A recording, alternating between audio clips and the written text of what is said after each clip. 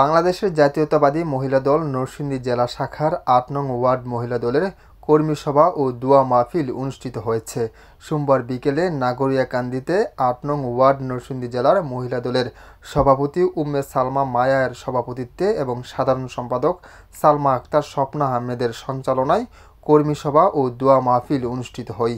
এ সময় আরও উপস্থিত ছিলেন নরসিংদী জেলা, উপজেলা এবং ইউনিয়ন জাতীয়তাবাদী মহিলা দলের নেতাকর্মীরা। আলোচনা সভায় বক্তারা বলেন, দেশনেত্রী বেগম খালেদা জিয়া ও আগামী দিনের রাষ্ট্রনায়ক তারেক রহমানের নির্দেশে নরসিংদী জেলা বিএনপির আহ্বায়ক খায়রুল কবির খোকন, সদস্য সচিব মঞ্জুর এলাহীর নেতৃত্বে ঐক্যবদ্ধভাবে আমাদের কাজ করতে হবে এবং আগামী নির্বাচনে বিএনপির মনোনীত প্রার্থীকে বিপুল ভোটে ধানের শীষ মার্কায় জয়যুক্ত করতে হবে। আলোচনা সভা শেষে দেশের শান্তি কামনায় এবং বিএনপির প্রতিষ্ঠাতা জিয়াউর রহমানের আত্মার মাগফিরাত কামনা, বিএনপির চেয়ারপারসন বেগম খালেদা জিয়ার সুস্থতা এবং ভারপ্রাপ্ত চেয়ারম্যান তারেক রহমানের দীর্ঘায়ু কামনা করে দোয়া অনুষ্ঠিত হয়। আশরাফুল ইসলাম সবুজ, আমার বার্তা, নরসিংদী।